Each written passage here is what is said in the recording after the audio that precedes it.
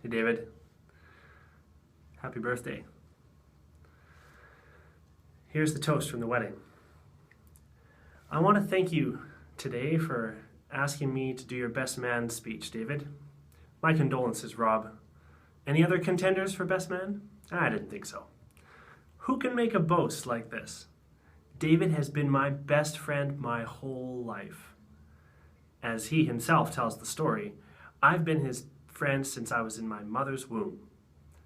I've often wondered, though, would David say the same thing about me, that I've always been his best friend? Spencer, David's next-door neighbor, was a threat for a while. Then he moved. Threat negated. Thank you, Spencer. Then there was Rob and all those other interesting people in David's youth group. Unluckily for them, I infiltrated their ranks and pretended to be like them, just to, make sure we still qualified for the enviable status of BFF, best friends forever. On one occasion, when David invited me to come to youth with him, I was accepted fully, given a real name, and the doctor powers that go with it. Some of you will no doubt be asking right now, what on earth are doctor powers? And more importantly, how can I get them? Well, let me tell you a story. There was a game without beginning or end, you might say. Those endowed with real names could anytime, anywhere call on another real named person to do something, anything really. Dr. Zum, stand up and drink some water. And they would have to obey or risk losing their privilege to call on others. Well, the day I was christened Dr. Sven was a happy day. I could feel the warmth of being accepted into their secret society, and I was not so worried about Rob anymore. After all, I could just tell Dr. Jill to move away, much the same way I took care of Spencer. Oh, did I say that out loud? Anyway, I could have removed Rob from the scene, but David liked him so much, so I let him stay. And see, now I am rewarded.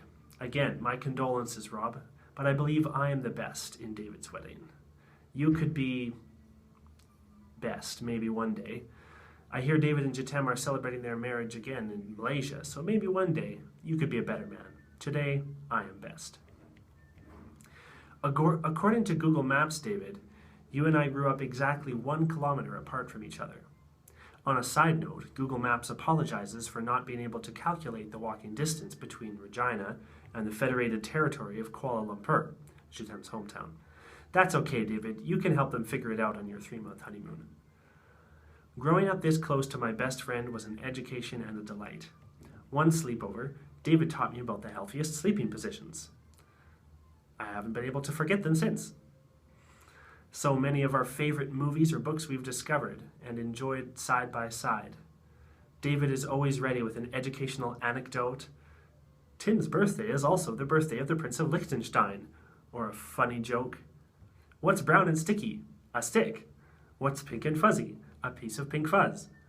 What's green and has wheels? Grass. I lied about the wheels. Yeah, I never got that last one either. I remember going on a bike ride one day. Green grass, bright sunshine, along the bike path near the creek, and David asked me, Tim, do you believe in once saved, always saved? Imagine the kind of boys we were. Did we talk about video games and movies? Yes. Did we talk about girls? Of course. Did we talk about the nuances of eternal salvation and the consequences of post-baptismal sin?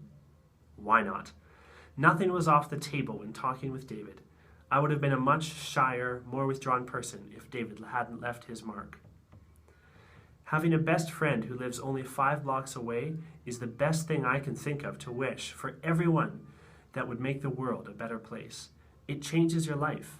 You will never be the same with so close a friend, so nearby. That was my childhood.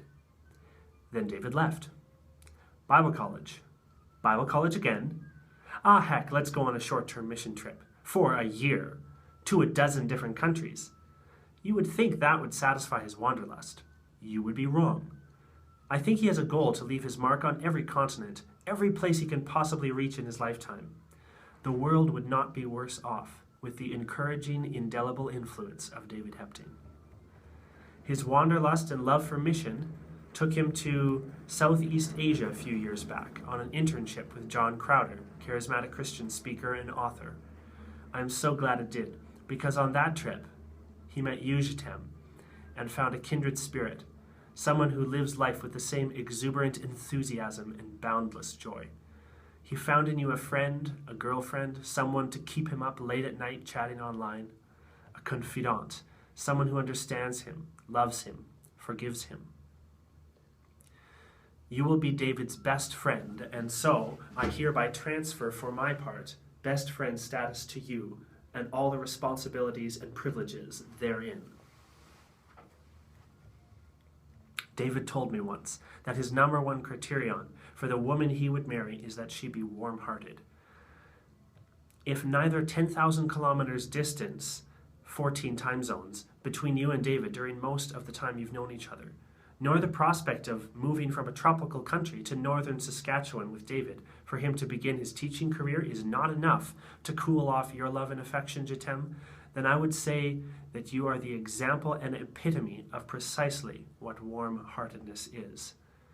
You make friends easily, whether it's with visiting missionaries, the person next to you in the airport, or local Saskatchewan people who at first glance might have nothing in common with you.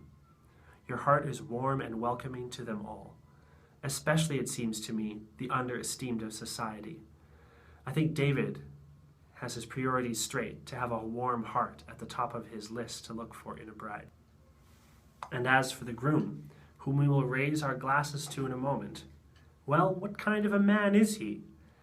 A friend, a lover of God, people, and his beautiful wife.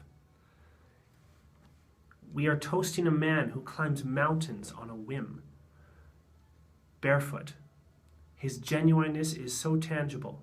He demonstrates it every time he sinks his toes into the soil. Nothing between him and his beloved earth. This man has the overflowing joy and audacity to lead worship songs in the public square outside the biggest mosque in Istanbul. Are we toasting a crazy man? Some might say yes. But is it really that crazy to want to enjoy every minute of life to the fullest? Is it crazy to never settle for mediocrity, which is, oh, so tempting, so easy, and so empty? Is it crazy to let joy and hope be the rule and standard instead of negative criticism? Is it crazy to pursue the love of your life, even if she does live on the other side of the world? Is it crazy to be dying for others to experience the supernatural love of God? We are not toasting a crazy man, but the best kind of man you could imagine, a best friend. All that stuff I said before about being best was merely a bit of bravado, nothing more. There's a real best man in the room tonight, and it's you, David. Here's to you. To your marriage, may your days never have been happier than with Jetaime. May your adventures together mold you and make you a beautiful couple, even more beautiful than today, were that possible. Here's to a lifetime of making memories with never more than a mile between you. At last. Here's to the groom, and what a fine man he is. To David.